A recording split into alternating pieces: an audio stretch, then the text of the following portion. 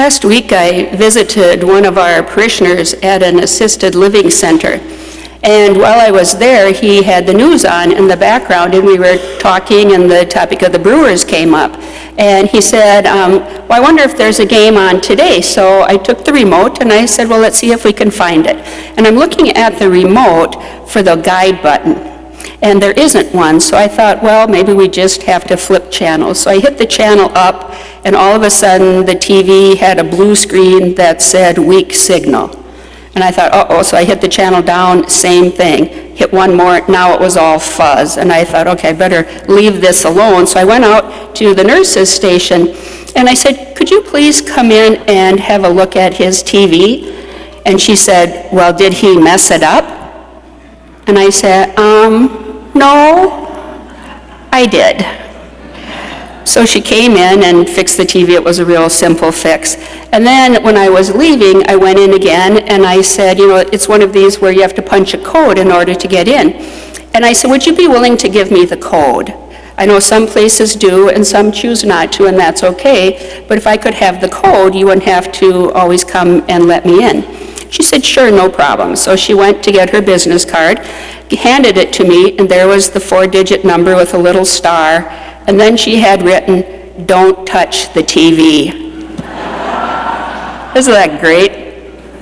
And that fits in perfectly, because I've often thought that when I get to heaven, God's going to say, come on in, Marla, but don't touch anything. I left thinking, well, that was kind of humbling. And then I realized, no, it isn't. That wasn't humility, that was embarrassment. Embarrassment might lead us to humility, but that wasn't the definition of humility. In our readings today, we hear what that definition is. Again, it's not the embarrassment, it's not sullenness, it's not self-deprecation, it's not acting as though God has not given us any gifts.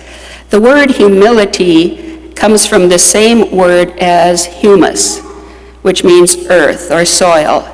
And so it means to be lowly but life-giving. Like the beautiful words of that song, to me, that is how we are to act in a way of humility, to recognize what God has given us and to make sure that there is enough food for others and shelter and a place at this table, a place in our lives.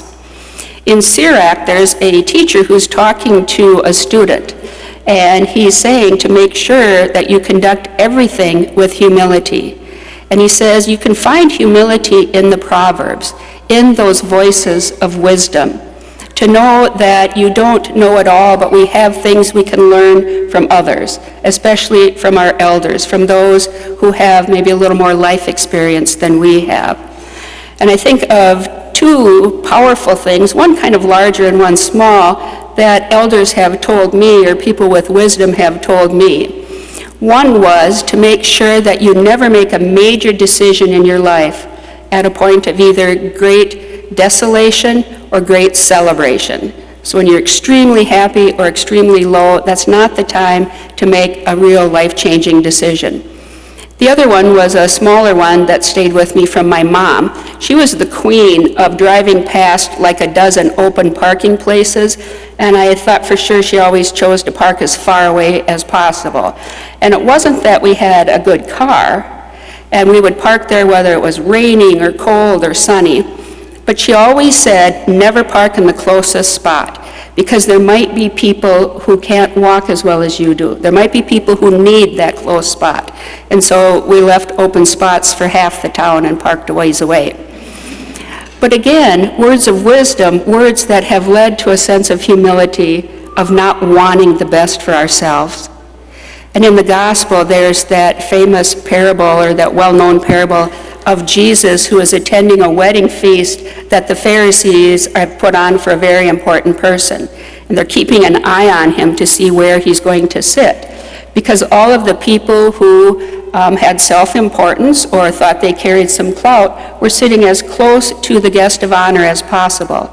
And those who were lowly, those who had been invited only to fill up the room so that it looked good socially, they were to sit as far away as possible. And they're kind of looking at Jesus to say, well, where's he going to sit? Is he going to declare himself as important, or is he going to declare himself as lowly? And Jesus chastises them, and he says, don't invite people who can invite you back. Invite those who have no way to repay you. Invite those who are truly in need, because your reward will be better than a return dinner invitation. Your reward is going to be with God. And so, friends, the call for us is to look at what does it mean for us to have that sense of lowliness, to recognize all the gifts that God has given us, that it all has come from God, but then also to be those people who are life-giving, who make sure that we share those gifts with others, who make sure that we bring those gifts out in others, and who make sure that others have the same life that we share, so that indeed we can be, as that song says, creators of justice and creators of joy.